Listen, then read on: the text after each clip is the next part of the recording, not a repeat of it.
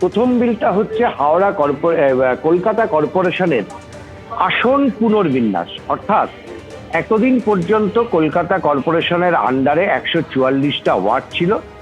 1980 সাল থেকে 144টা ওয়ার্ডই কলকাতা পুরসভার আন্ডারে ছিল। এই সরকার মনে করছে যে আসন পুনর্বিন্যাস করা প্রয়োজন, কারণ ওয়ার্ডগুলোতে জনবসতি অনেক বেশি বেড়েছে, ভোটারের সংখ্যা অনেক বেশি বেড়েছে। সেই কারণে এই 144টা ওয়ার্ড তারা পুনর্বিন্যাস করে 208টা ওয়ার্ড তারা করবে। অর্থাৎ 144 ভেঙে 208, 144 জন কাউন্সিলর ছিল, সেটা বেড়ে হবে 208 জন কাউন্সিলর।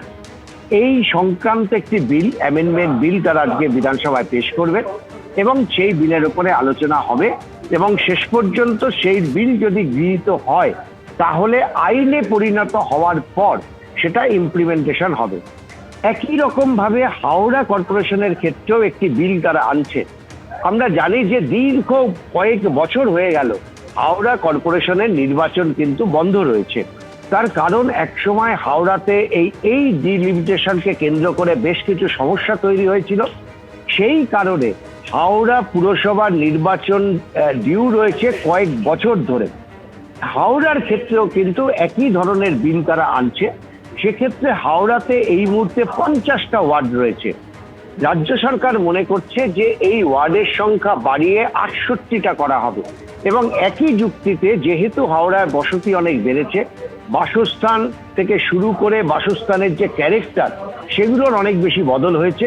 সেই কারণে এই যে অ্যামেন্ডমেন্ট বিল, তাতে 50টা বেড়ে 68 করার প্রস্তাব আজকে বিল আকারে বিধানসভায় পেশ করা হচ্ছে। এক্ষেত্রে বিরোধীদের যেটা দাবি, বিশেষত কালীঘাট শিবিরের যেটা দাবি তৃণমূলের, তাদের বক্তব্য হচ্ছে যে কি কারণে এই ডিমিলিটেশন হচ্ছে, কি কি ফর্মুলা মেনে এই ভাগটা হবে, পুনর্বিন্যাসটা হবে, সেই বিষয়ে কিন্তু সরকার এখনো পর্যন্ত কোনো কিছু জানায়নি এবং তাদের দাবি হচ্ছে এই নিয়ে সাধারণ মানুষের মতামত নেওয়া উচিত এবং এই দাবি কিন্তু তারা বিধানসভাতে করেছেন এবং আজকে বলার মধ্যে তারা এই দাবি তুলবেন কিনা সেটা স্পষ্ট নয়। কিন্তু অন্যদিকে রাজ্য সরকারের বক্তব্য হচ্ছে যে সমস্ত দিক খতিয়ে দেখেই তারা এই সিদ্ধান্ত নিয়েছেন।